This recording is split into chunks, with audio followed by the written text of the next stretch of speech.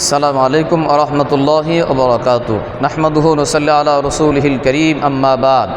প্রিয় দিনদার ভাই বোনেরা, এক ভাই প্রশ্ন করেছেন, হযরত মৃত ব্যক্তির নামে কি কুরবানি দেয়া যায়? জানালে উপকৃত হব। প্রিয় ভাই বোনের প্রশ্নের উত্তর হলো, মৃত ব্যক্তির নামে কুরবানি দেওয়ার প্রথমত দুইটি সূরত হইতে পারে। এক নাম্বার, মৃত ব্যক্তির নামে কোনো একটা পশু অথবা পশুর যে কোনো একটা অংশ, গরু, মহিষ, উটের 7 ভাগের জন্য যে কোনো একটা অংশ, একটা ভাগে কুরবানি দিতে পারবে। 2 নাম্বার সূরত হলো, কুরবানি দাতা নিজের ওয়াজিব কুরবানি জন্য একটা পশু বা পশুর একটা ভাগ দ্বারা ওয়াজিব কুরবানি আদায় করবে এবং অতিরিক্ত আলাদা একটা পশু অথবা আলাদা একটি ভাগ নফল কুরবানি করবে নিজের নামে এবং সওয়াবটা নিয়ত করবে মৃত ব্যক্তির জন্য। এই দুইটা সূরতেই হইতে পারে।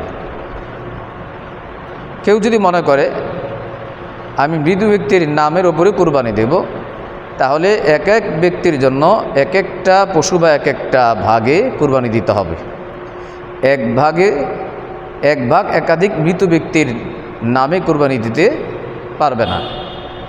যদি মনে করে যে না, আমার তো সামর্থ্য নাই, আমি আমার মৃত ব্যক্তি যারা আছে আত্মীয় স্বজন সবাইকে আমি সওয়াব পৌঁছাতে চাই, তাহলে তার পদ্ধতি হলো, কুরবানি দাতা নিজের ওয়াজিব কুরবানির জন্য একটা পশু বা একটা ভাগে তো ওয়াজিব কুরবানি আদায় করবে, অতিরিক্ত একটা পশু বা অতিরিক্ত একটা ভাগ নিজের নামে নফল কুরবানি করবে আর সওয়াবটা নিয়ত করবে সমস্ত মৃত ব্যক্তির জন্য বা মৃত আত্মীয় স্বজনের জন্য।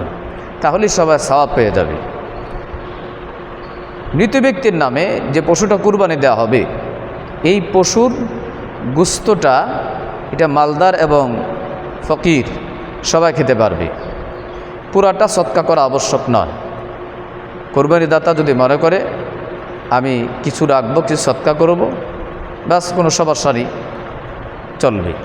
অবশ্য যদি মৃত ব্যক্তির নামে যে কুরবানিটা, এই কুরবানিটা যদি মৃত ব্যক্তির ওসিয়তের কারণে হয়ে থাকে, তাহলে কিন্তু পুরা গোশতটা মৃত ব্যক্তির নামে যে পশুটা হলো বা পশুর যে অংশটা কুরবানি দেওয়া হলো, এই কুরবানির পুরো অংশটা সদকা করে দিতে হবে।